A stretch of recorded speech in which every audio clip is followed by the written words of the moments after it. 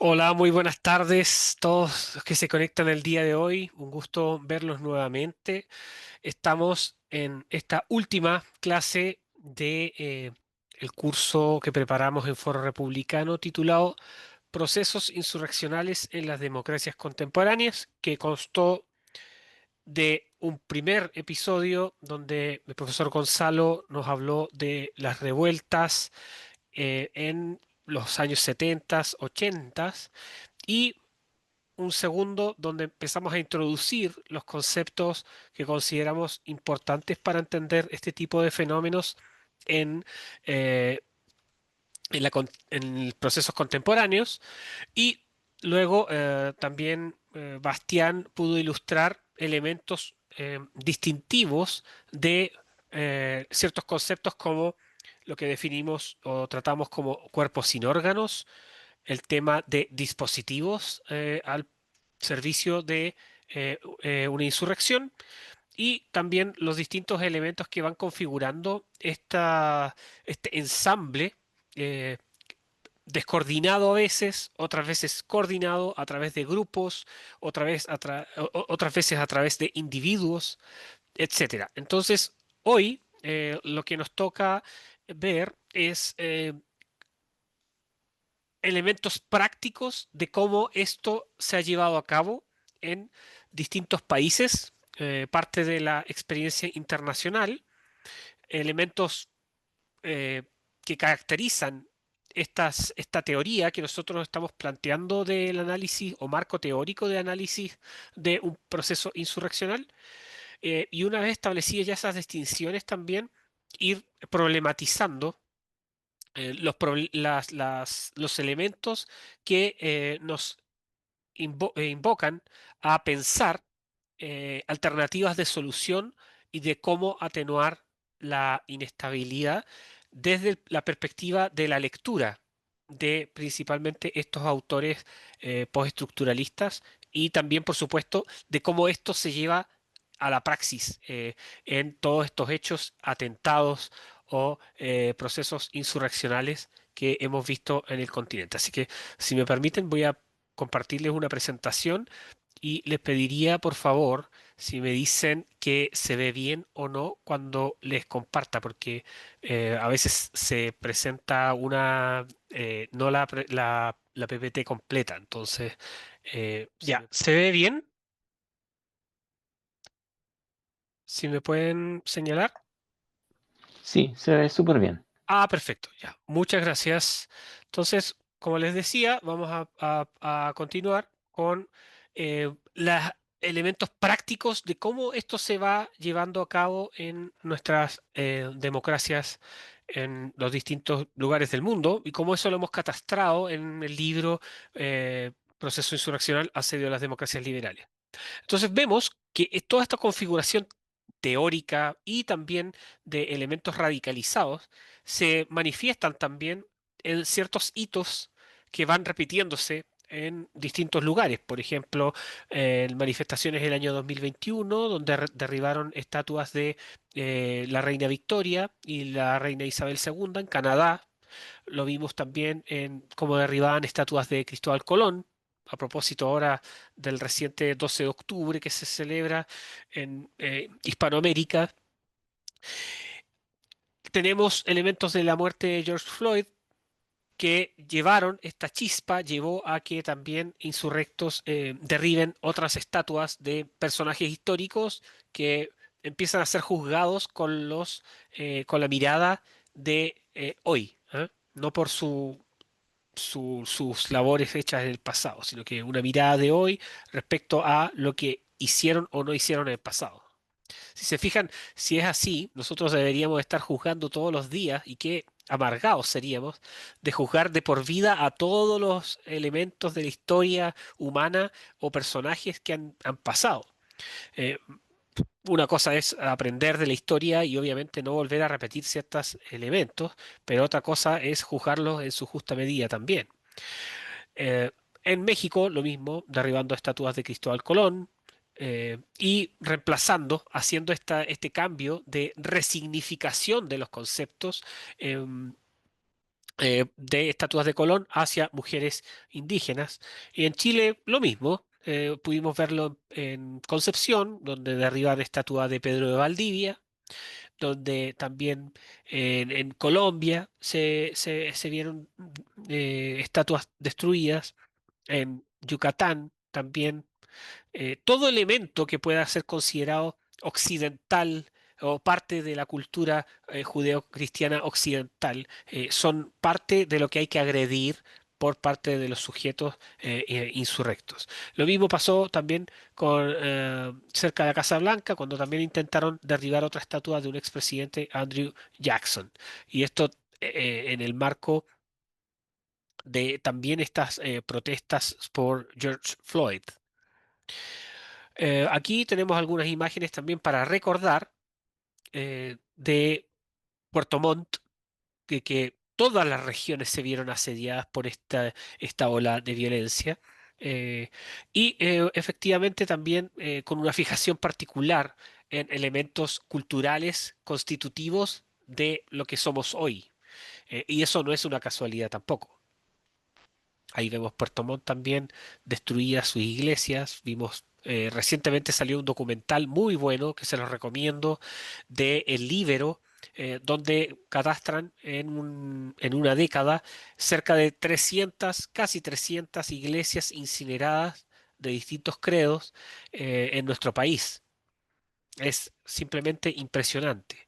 Para que vean el tamaño de la magnitud de lo que hemos vivido, es que en la guerra o en la invasión rusa a Ucrania, 600 iglesias han sido destruidas y nosotros la mitad sin supuestamente estar en guerra, para que veamos también la magnitud de ese daño que producimos no solo a la fe, sino también al patrimonio cultural. Y esto lo vimos en todos lados, ustedes lo recuerdan, lo recordarán muy bien, con mucha tristeza y angustia. Entonces, estos dispositivos nosotros analizamos seis principalmente dentro del libro. Analizamos desde su origen, dónde aparecen, cuáles son sus manifestaciones más importantes, para dar un marco de cómo actúan. Analizamos del punto de vista de los antifascistas. Y aquí hay una distinción bien importante que hacer. Es que los antifascistas no son una organización con estructura. Y esta es una opinión respecto también cuando se tiende a caricaturizar diciendo que Antifa es una organización terrorista. Ojo, porque no es una organización propiamente tal. Es una bandera de lucha de individuos que no necesariamente pueden estar agrupados, pero que buscan ciertas causas comunes. Violentos, extremistas, muchos de ellos terroristas también, pero la organización en sí misma no es una organización. No sé si me explico. Para tenerlo en consideración, porque esto es parte de de las células de estos cuerpos sin órganos. Los separatismos también es un elemento que analizamos y que están presentes en distintas partes del mundo. Lo mismo que el fenómeno de las barras bravas, solo los tenemos en Chile, los tenemos en Brasil, los tenemos en Canadá, los tenemos en Italia, los tenemos en Serbia, existen en Polonia, en distintas partes del mundo. Y que cuando existen ciertos elementos que configuran una regularidad para instar a un proceso insurreccional, aparecen y se activan. Lo mismo pasa también con el activismo LGTBIQ+ radical. Entonces, ciertos grupos desprendidos radicales que adscriben a estos fenómenos desde el punto de vista ideológico se ven regularmente haciendo ataques, en este caso principalmente en Estados Unidos, que se ve mucho esto de los tiroteos cada cierto periodo de tiempo. Otros elementos también que no son menores, los individualistas tendiendo a lo salvaje, que son chilenos. Como ustedes saben, este es un grupo de anarco eh, insurreccional y que son activistas radicales del medio ambiente, se supone.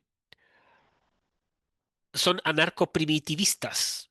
Y en ese sentido, el actuar de ellos siempre se lo tratan de adjudicar porque es una medalla para ellos, para entender un poco la praxis de la cual realizan. Hacen acciones sigilosas, silenciosas, pero una vez que cometen el acto, la incivilidad o el acto terrorista, ellos tienden a adjudicárselo porque es parte de su filosofía política. Y también incluimos dentro del análisis del libro a los neonacionalismos que tienden a ser facciones radicales de grupos de derechas que instan a buscar el enfrentamiento callejero y obviamente no al diálogo, sino que es el enfrentamiento puro y duro en las calles para esta pugna de la territorialización.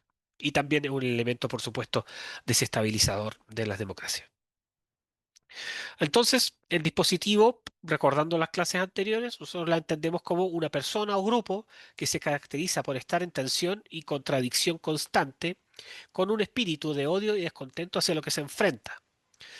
Y algunos de estos grupos que los mencionaba anteriormente, y Nick Land, que es un filósofo tecnocrático, aceleracionista inglés, él nos dice, para entender un poco el contexto también del cual se mueven aquellos intelectuales que instan a este tipo de procesos, es que uno solo se tiene que leer una erudición genuina, es decir, algo que realmente te conmueva y consideres como verdadera, para ser atormentado, es decir, perturbado por sueños ardientes de ciudades incineradas.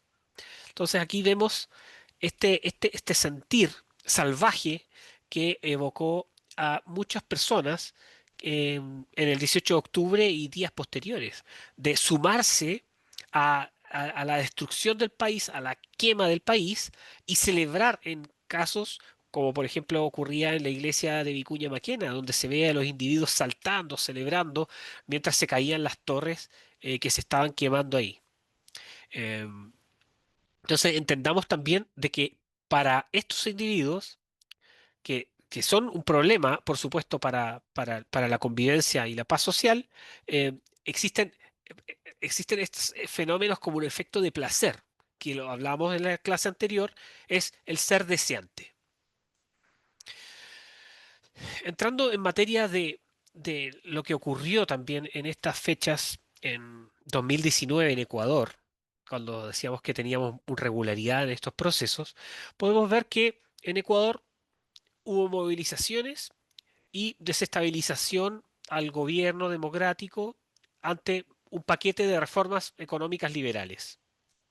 Hubo reformas económicas como el alza del combustible, 700 millones de dólares en daños por más de 120 millones de dólares, 1.300 arrestados, hubo grupos extranjeros también que fueron arrestados, 75% fue liberado a la brevedad, muy regular también como ocurrió en Chile, 1.500 heridos, 430 miembros de fuerzas policiales con daños. El gobierno decretó un estado de excepción, lo recuerdan también algo particular que vivimos acá, por 60 días ante las protestas, donde producto de la violencia se paralizaron los centros urbanos del país, se cortaron carreteras en 17 de las 24 provincias. Y un texto de Isurieta señalaba, las calles de Quito se convirtieron en un campo de batalla, dotados de piedras, palos, molotov. Los manifestantes atacaban a policías quienes respondían con disparos de gas lacrimógeno. La anarquía se apoderó de la ciudad. La violencia y vandalismo alcanzaron niveles de guerrilla urbana, planificada y muy agresiva, que pudieron llegar a una guerra civil, guerrilla civil. Aquí vemos entonces elementos que van constituyendo cómo se dan estos hechos y con una regularidad en en el rango incremental que van teniendo dentro de ello. En el caso colombiano, hubo reforma de pensiones, laboral y educativa, y apareció un cacerolazo como respuesta. Se ven a los individuos que están ahí en las imágenes, tienen una similitud fundamental con los primera línea que tuvimos en Chile. Vemos las mismas insignias, el ACAB, las camisetas de fútbol, todos estos atuendos de guerrilla urbana, de luchadores social, que se hablaba también. Esta misma regularidad lo vimos en Colombia, se detectaron estos también en Ecuador. Y aquí, entre el 28 de abril hasta el 4 de junio del 2021, hubo más de 12.000 protestas en 862 municipios de los 32 departamentos en Colombia. Bloqueo y manifestaciones que costaron más de 3.000 millones de dólares cuantificados y un desabastecimiento también en más de 240 municipios y afectación, por supuesto, a redes logísticas y 45 muertes. 2.300 lesionados entre civiles y uniformados, 170 denuncias de casos de abuso policial, así como lesiones oculares, calco de lo que ocurrió en Chile, daños en 139 estaciones y ataques a más de 1.000 buses. En Francia, tiene unos elementos distintivos particulares porque estos procesos vienen dándose de vez en cuando, en ciertos periodos, y, eh, y hay cosas que vienen arrastrándose también desde el punto de vista filosófico, de la intervención de las universidades, etcétera. Entonces aquí nosotros les llamamos insurrección en curso, resabios del mayo del 68, que el profesor Gonzalo describió también en ciertas instancias. Y el medio político decía, se trata en gran medida de una insurrección sin objetivos, un grito de furia, un rechazo anárquico del gobierno, un acto de guerra de pandillas de gran escala, una competencia de destrucción performativa. La policía ha sido atacada con fuegos artificiales, bombas Molotov, escopetas. Se han allanado comercios, centros comerciales. Los disturbios han traspasado la barrera invisible entre los suburbios del interior y las prósperas ciudades francesas. 11.000 siniestros relacionados con disturbios, saqueos, quemas de 2.500 edificios, sin número de daños a la propiedad pública, privada, comisarías, escuelas, más de 12.000 vehículos quemados y daños valorados en más de 715 millones de dólares. Entonces aquí vamos entendiendo también de que todas estas situaciones parten con reformas y que en cierta articulación de grupos radicalizados se empiezan a activar para reventar los países o las ciudades. Y este es un hecho que se está dando muy frecuentemente en todos nuestros países, que compartimos cierto nivel de cultura y valores, ¿no? En Estados Unidos, victimización racial como pretexto insurreccional. Entonces tenemos, que nos dice aquí Johnson, dice, movimiento a liberación global, desde Roque al imperialismo y al capitalismo estadounidense. Entonces aquí vemos también un elemento crucial, que no solo en Ecuador, o en Colombia, o en Chile, se vivió. Eh, Todos compartían este elemento común de no tener objetivos claros desde el punto de vista de los grupos radicalizados, pero sí la intención de desestabilizar y de producir esta anomia donde es la ley del más fuerte, del ocuparse del territorio, es decir, desactivar las redes del capitalismo como se entiende el comercio libre, etcétera, etcétera. Y todos tenían en sus eslogan manifestaciones anticapitalistas y antisistema. Entonces, ¿qué ocurrió acá? 18 muertes, daños a la propiedad en el caso de Minneapolis por 350 millones de dólares, se quemaron más de 200 ciudades en distintos lugares y daños en los Estados Unidos por más de 2.000 millones de dólares. Y ahí tienen un mapa del ACLED, que es un centro de investigación territorial en los Estados Unidos, que muestran todo el diagrama de protestas y disturbios en el país entre el 24 de mayo y el 22 de agosto del 2020. Si ven completamente el país siendo asediado desde dentro.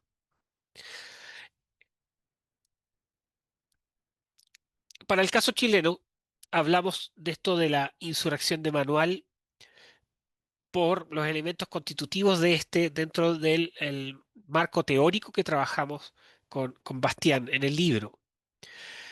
Nosotros decimos acá, claro, en medio de las protestas se pudo detectar todos los elementos descritos y otros más, como por ejemplo las barras bravas, colectivos feministas, LGBTIQ+, así como las llamadas disidencias sexuales, Antifa, Black Bloc y ritos ocultistas también, que muchos de ustedes habrán visto en redes sociales o en videos que se compartían terribles afuera de la Universidad Católica, con niños expectando, etcétera, etcétera. Una real locura y salvajismo brutal.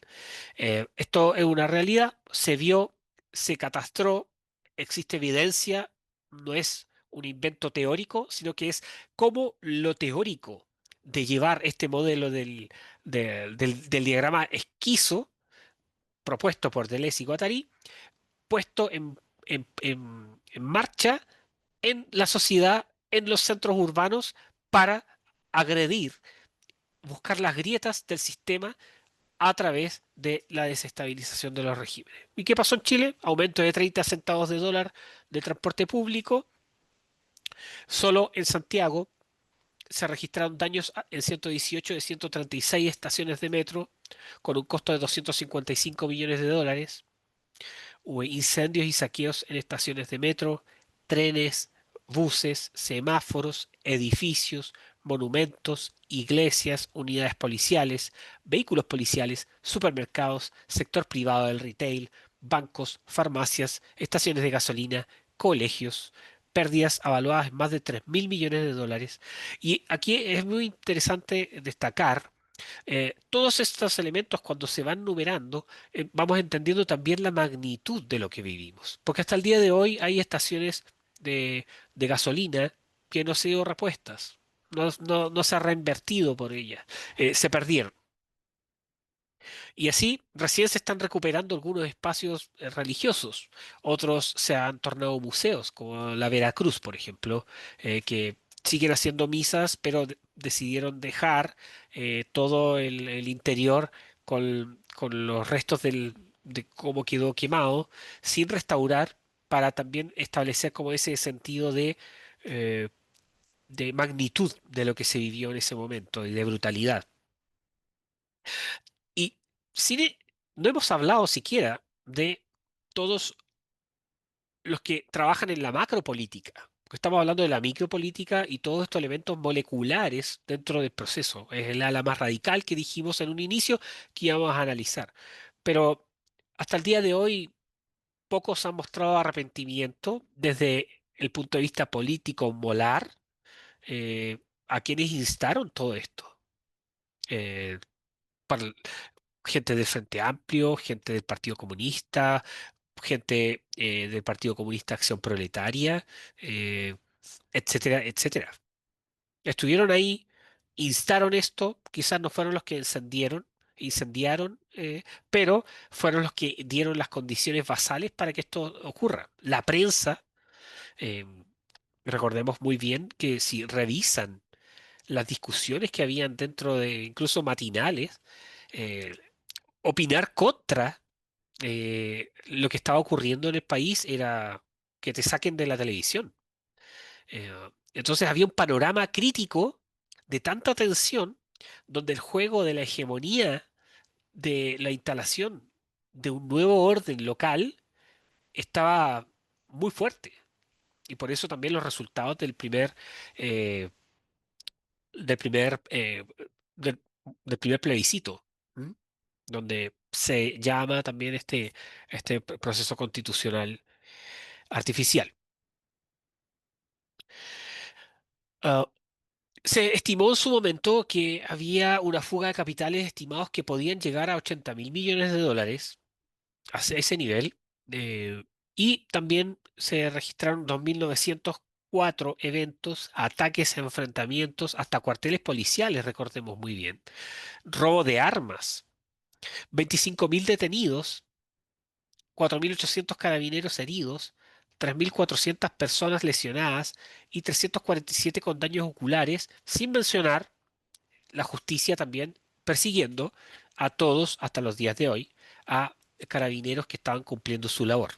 Entonces, tenemos que siempre seguir discutiendo esta materia porque es fundamental establecer y que no terminen instalando una falsa realidad de lo que vivimos en esa fecha.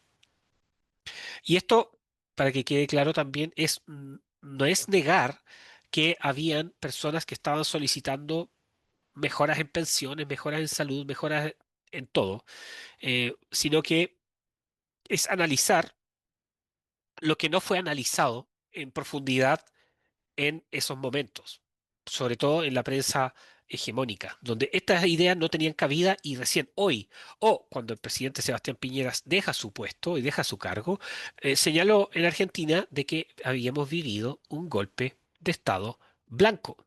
Después lo señaló Cristian Larroulet, lo señaló Mario Desbordes diciendo que se iban a tomar la moneda y que esa era parte del plan de los primera línea que estaban trabajando y que los mismos carabineros decían que ya no tenían abastecimiento prácticamente. Y esa tensión la señaló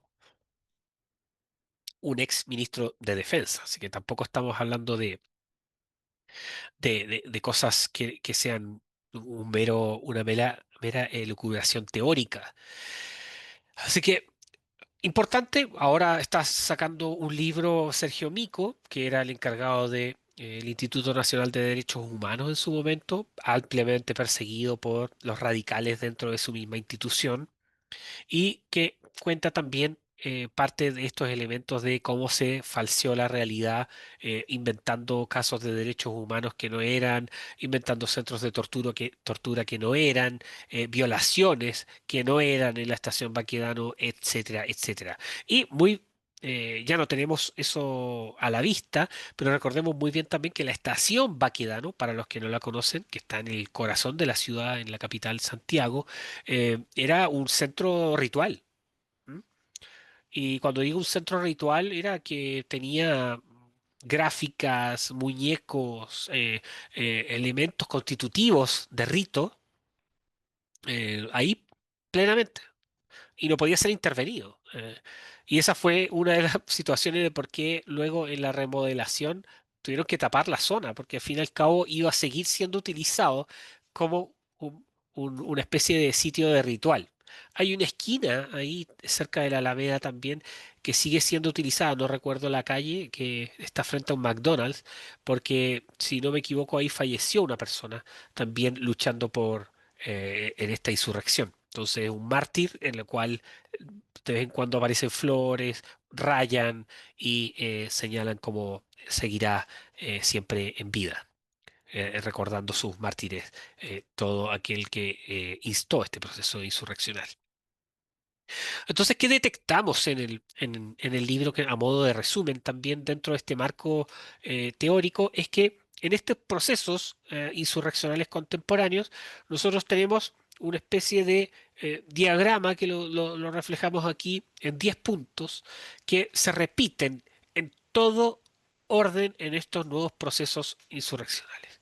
Primero, que aparece un detonante. El detonante puede ser una medida de reducción de un subsidio, puede ser una medida de un recorte de presupuesto fiscal, puede ser una medida de un aumento de un precio de, por ejemplo, en el caso chileno, del metro, una muerte de un activista significativo. No sé, el caso Catrillanca, por ejemplo, o ahora que están viendo el tema con la señora Chuñil, eh, entonces siempre está en tensión ese elemento de el detonante para poder instar a un nuevo proceso. En su momento, con menos violencia, por supuesto, fue Hydroisen. Pero así van apareciendo estas causas distintas que a medida que avanzan y no se atenúan, continúan su ciclo hasta llegar y conseguir su objetivo. Entonces parte de esto, su bien básico, ocurre un hecho de injusticia, se aprueba un proyecto contrario a ciertos intereses de grupos particulares, se inician las protestas y aquí suelen inicialmente partir de manera pacífica en ciertos sectores urbanos para alentar a la gente a sumarse. de manera pacífica. Entonces aquí empiezan a confluir los sectores no politizados posteriormente cuando ven que esto es prácticamente una especie de fiesta ritual. El tercer punto es que aparecen luego inmediatamente las primeras destrucciones del mobiliario público y privado. Bajo la excusa, obviamente, de las demandas justas, entonces los medios de comunicación tienden a plegarse para buscar esa legitimidad y le dan cobertura, incluso apoyo discursivo. Entonces empiezan a utilizar los casos aislados, los hechos de ciertos grupos que están descolgados de la protesta y manifestación social, cuando entendemos, si es que lo vemos desde el punto de vista macro, son todos distintos elementos dentro de un aparato para la desestabilización. Luego, obviamente, viene la reacción gubernamental que busca frenar o moderar la situación mediante alguna ley, políticas públicas, un anuncio, una cadena nacional, reaccionar con fuerza para restablecer el orden público en otros casos. Suele ocurrir. En el caso francés, que nosotros lo describimos más en profundidad en el libro, contamos un poco la experiencia de cómo fue con Charles de Gaulle, cuando buscan derrocar al gobierno y Charles de Gaulle impone la ley y luego hace un plebiscito de algunas reformas, pero sale victorioso, es decir, tiene un apoyo popular. De hecho, la gente sale a manifestarse por la aprobación popular de él. Entonces empieza a haber como una especie de contrarrevolución en el mismo proceso. Luego después termina saliendo Charles de Gaulle por las situaciones de una reforma de descentralización del poder que al final le fue mal y obviamente ahí tuvo que salir. Pero ahí vamos viendo también que hay una demostración de poder del uso de la ley y el orden dentro del Estado que puede atenuar estos procesos, pero también puede seguir incrementando el nivel de conflictividad. Entonces, eso es un caso obviamente particular de estudiar en cada uno de los procesos. Luego, las protestas continúan, aumentan las causas y demandas supuestas, porque aquí tenemos que entender de que todos estos grupos tienen distintas motivaciones. Entonces empiezan a aparecer estas demandas de manera desarticulada, pero que empiezan a confluir en el punto de vista de destrucción del modelo capitalista. Y obviamente se van sumando al pliego de demandas, por lo cual cuando el Ejecutivo empieza a presentar los paquetes de reforma nunca son suficientes. Por lo tanto, ante esto sigue subiendo la tensión social. Luego, cuando esto sigue incrementándose, el Ejecutivo empieza a tomar medidas, empiezan a cambiar algunos dirigentes del Poder Ejecutivo, se toman medidas gubernamentales para cambiar estos líderes, oxigenar la situación, hacer control de daño, sacar a algunos que hayan dado alguna que otra declaración desafortunada, o aquellos que se hayan sorprendido en el Caribe, por ejemplo, y mientras estaban las protestas en el país. Eso ha ocurrido también. Luego, cuando sigue esta tensión, avanzando y sin atenuarse, vemos acusaciones de violación de derechos humanos, excesos, y empieza a aparecer toda la propaganda y la maquinaria internacional, con las organizaciones internacionales, por supuesto, con las organizaciones de derechos humanos, con los medios de comunicación estatales internacionales que empiezan a ingresar a través de sus agentes en el país a levantar noticias para aumentar la tensión social. Caso chileno explícito es el medio Telesur, propio del régimen chavista, y lo que es RT, que es el medio de comunicación del Kremlin, que fueron los medios que principalmente instigaron también a levantar algunas noticias falsas, como fue en el caso del Cabo Zamora. Recuerden muy bien el puente Pío Nono. Esa noticia salió de Telesur, si no me equivoco muy bien. Entonces, y eso es replicado nuevamente, aparece en las redes sociales y todos los ejércitos de bot, ataques cibernéticos, etcétera, empiezan a ocurrir y empieza a aumentar aún más todo esto.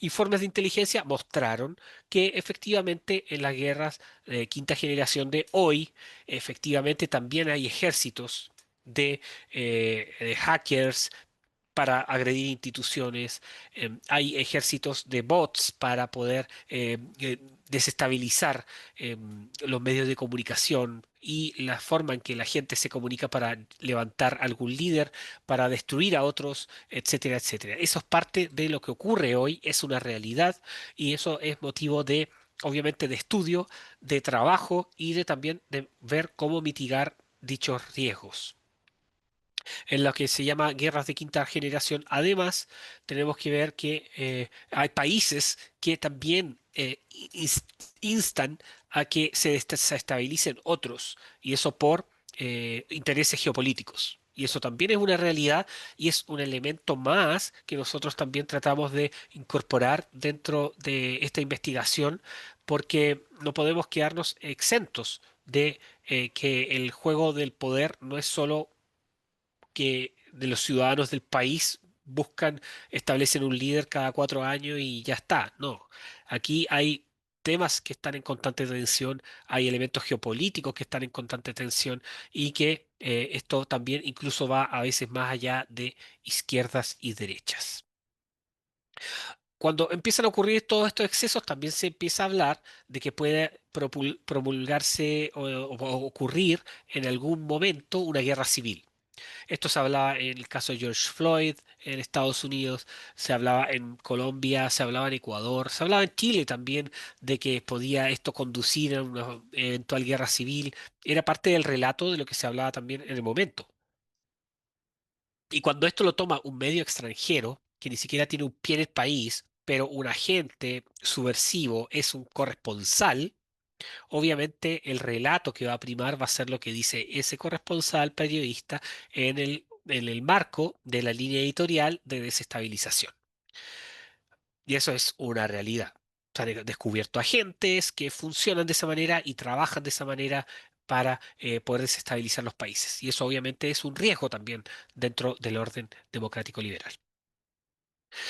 Y lo bueno, también después cuando empiezan a ocurrir todos estos fenómenos y sigue avanzando, aparecen los políticos desesperados ahí buscando de hacer llamados a la unidad.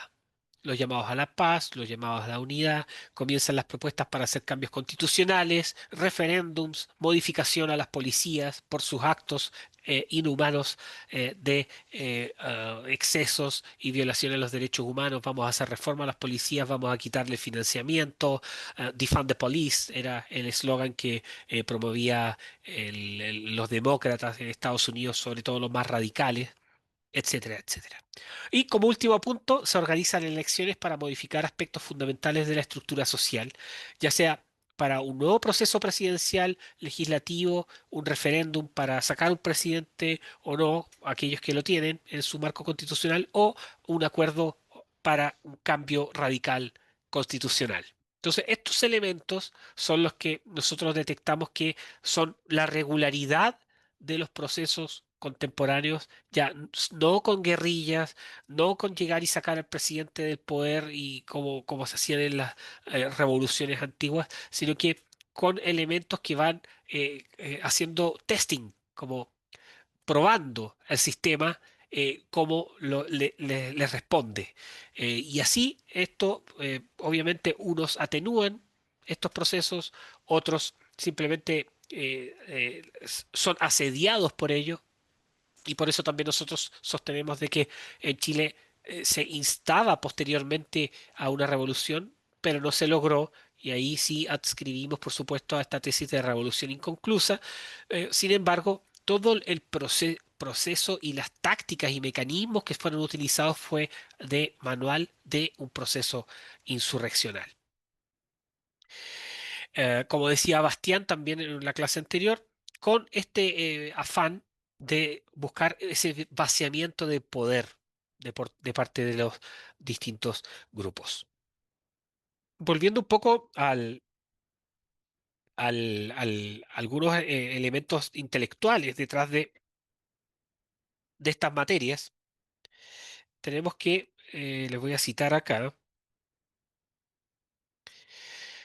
para que vean también el nivel de magnitud de lo que plantean estos postestructuralistas y que escriben en las sombras, porque esto es un colectivo, dice, se debe producir mediante la transgresión revolucionaria la destrucción del viejo mundo y conseguir que broten de tal destrucción las sorprendentes y múltiples constelaciones de nuevas relaciones sociales que son procesos simultáneos que, sin embargo, hablan lenguajes diferentes. A eso nos referimos también con estos dispositivos, ¿no? Los encargados de crear el imaginario convierten la vida real en algo delirante. ¿Eh? Ahí nos quedamos con esa eh, frase del el libro que llamado Esto no es un programa, relativo también al concepto que nos relató Bastián y que tocamos en las clases anteriores del partido imaginario. De aquí también, tomado de parte de estos grupos, aquí una cita de Michel Foucault, de La voluntad del saber, dice, del mismo modo que la red de relaciones de poder acaba formando un espeso tejido capaz de recorrer aparatos e instituciones sin localizarse exactamente en ellos, un enjambre de puntos de resistencia recorre las estratificaciones sociales y las unidades individuales y es sin duda la codificación estratégica de tales puntos de resistencia lo que posibilita una revolución. Entonces aquí está claro este mecanismo teórico de cómo estos elementos celulares terminan y moleculares terminan trabajando en la destrucción del viejo orden y de propiciar la desestabilización del orden democrático. Entonces ahora viene la tarea que es fundamental de entender y situarnos en cuáles son también los debates contemporáneos, porque de aquí se desprenden distintas líneas de investigación para buscar atenuar estos procesos, porque no es solo buscar la ley y el orden, que es fundamental, sino que también es atender a los procesos macro geopolíticos globales, en los cuales probablemente no tenemos una incidencia tan grande que hacer, pero sí saber prepararnos para poder navegar en dichas aguas turbulentas. Primera pregunta que tenemos que hacernos es, ¿cuál es el papel de las instituciones en todos estos procesos? La legitimidad, la confianza de las instituciones para poder llevar a cabo su mandato. ¿Quiénes están dispuestos a tomar la ley y el orden en su toma de decisiones? No son preguntas triviales cuando hablamos hoy de quién ofrece gobernabilidad. ¿M? Son preguntas fundamentales. Segundo punto, que no es menor y que también está en el debate actual, la tecnología, el control y el proceso de la evolución. Hoy escuchamos, llevándolo al debate chileno, a candidatos presidenciales hablando sin ningún tapujo de cámaras, inteligencia artificial, rastreo, revisión, monitoreo, cruzar datos. Los datos de nuestros rostros, por ejemplo, ¿son de propiedad del Estado? ¿Son propiedad nuestra?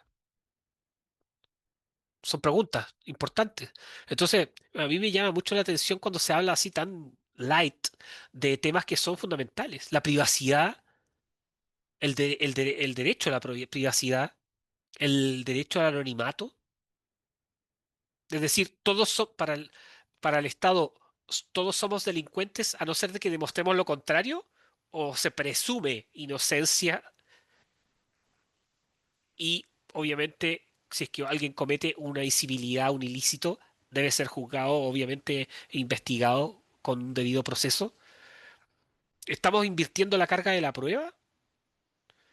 Son temas que no son menores. En la Unión Europea están instigando, sí, y están reclamando a las distintas compañías que entreguen el cifrado de la mensajería. Es decir, hasta dónde va a llegar el poder mandarle un mensaje a su familia y que el Estado pueda monitorearlo. Y eso se está discutiendo hoy. No se escucha en la televisión, pero son leyes que están pasando. ¿Quién maneja esos datos? ¿Quién los protege? ¿Se le incorpora una red de blockchain para protegerlos o no? ¿Cuáles son los protocolos? ¿Cuáles son los términos de referencia de estos contratos? ¿A qué país se los vamos a entregar? Si estamos hablando de eh, bases de datos biométricos, de escaneo del iris, para nuestra seguridad. No es menor. La moneda espía. Eso, bueno, podemos hablarlo más adelante. Pueden verlo en mi canal también, que suelo hablarlo en perspectiva austral. El rol de la CBDC, monedas digitales de banca central. Entonces, si bien tenemos un problema de estas radicalidades, tampoco podemos decir, ah, ya, esto lo solucionamos solo con vigilancia masiva, rastreo masivo.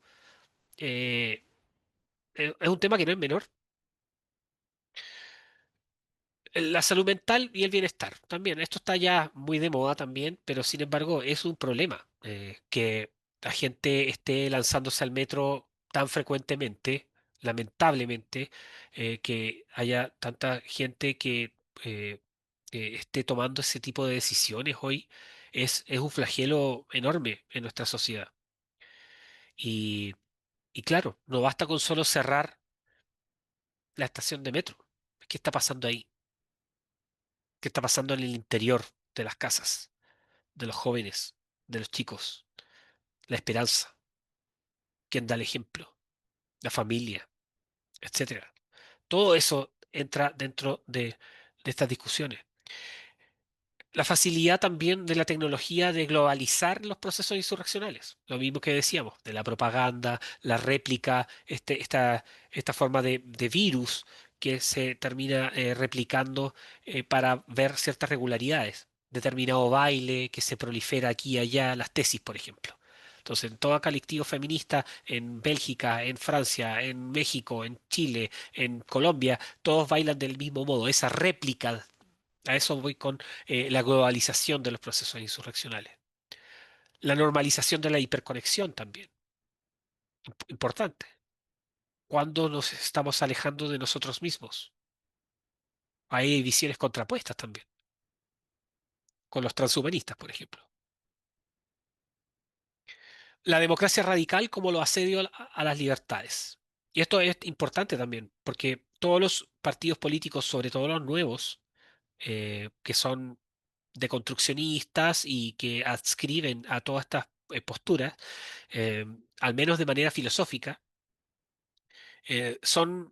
promueven la democracia radical, Rosa Luxemburgo, etcétera, la radicalización de la democracia. Entonces ellos se, se arrogan ser los verdaderos demócratas cuando quieren democratizar hasta tu hogar, dentro.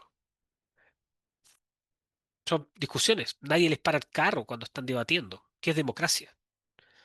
Hay distintas formas de entenderla, claro está. Estado de derechos versus Estado de derecho.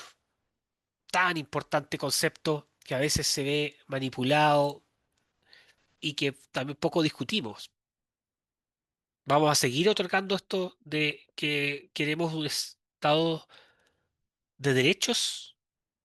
Pareciera ser que en el debate público lo que prima hegemónicamente es Estado de derechos. Porque cuando se habla de un recorte fiscal, inmediatamente hablan de los derechos sociales adquiridos. Es decir, no puede considerarse que puede quitarse un subsidio a determinada materia, porque es un derecho social. Entonces la pregunta es, ¿el problema es el recorte o el problema es la conceptualización de que si eso corresponde a un derecho o no? Y eso es una batalla fundamental que también se debe dar, y eso viene desde el punto de vista no solo intelectual, sino que aquel que quiere hacer representante debe conocerlo para que no le pasen gato por liebre. Atenuar la inestabilidad, lo hablamos anteriormente, lo conversamos, tratamos de mostrar algunos países de cómo esto se puede dar o no, cómo avanza en otras materias, eh, cómo buscar ese equilibrio y el proceso de convivir con la incertidumbre.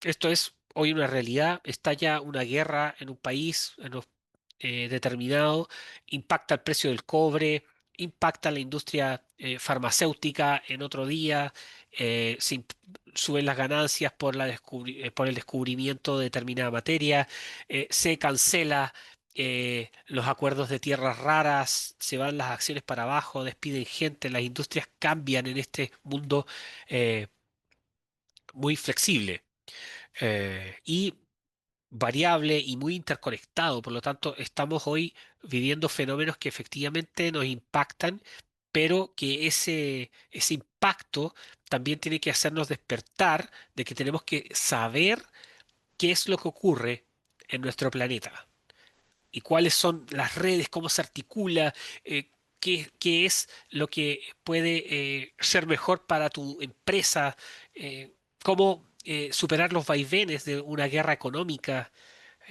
Y esto implica saber también estos temas. Yo esperaría que todos los directorios de las empresas pudieran tener elementos para determinar cómo juzgar la guerra económica para mejorar los procesos, los contratos, la flexibilidad en ciertas materias dentro de los directorios. Eso haría que obviamente las empresas también tengan una conciencia de que mañana pueden ser sometidas a este tipo de procesos por determinada materia, una colusión, lo que sea, pero hay que mitigar los riesgos, saber lo que se atienen y obviamente poner los estándares éticos al máximo nivel. Y obviamente también entendiendo que esto tiene que instar al optimismo y el florecimiento humano. Esto que nosotros tratamos de hacerle un zoom dentro del libro es mostrar una cruda realidad que vivimos en los centros urbanos hoy que padecemos en Chile y que no ha sido atenuado, a mi juicio, y que es un flagelo constante, independiente también de lo que venga en una elección futura. ¿Cómo vamos a tratar esto? Si vas a un parque y está lleno de chicos drogándose hoy, ¿cómo lo vamos a tratar? ¿Solo con la fuerza de la ley? Es mucho más integral todos estos problemas. Entonces, el objetivo también de este curso es haber abierto una puerta de análisis a un fenómeno mucho más callejero que no se entiende mucho cuando se configura, cuando hacen sus performances, pero cuando se analiza tanto lo nivel micro y así el alcance a nivel global, permite también tener una mayor comprensión de la realidad que estamos viviendo.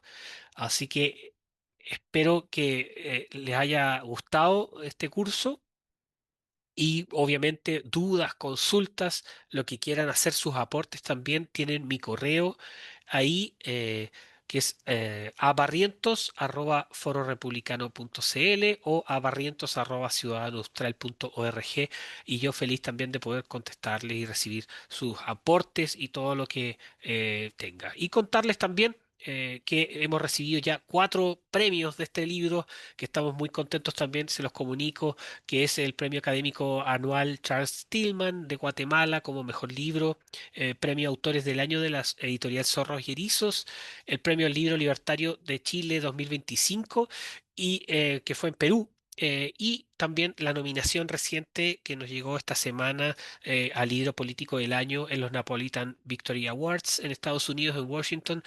Así que, bueno, contarles un poco de alegrías también de que estos elementos vayan instando a mayor investigación, a discusión de ideas y abrir, por supuesto, el debate. Voy a dejar de compartir y quedo atento a sus dudas y consultas.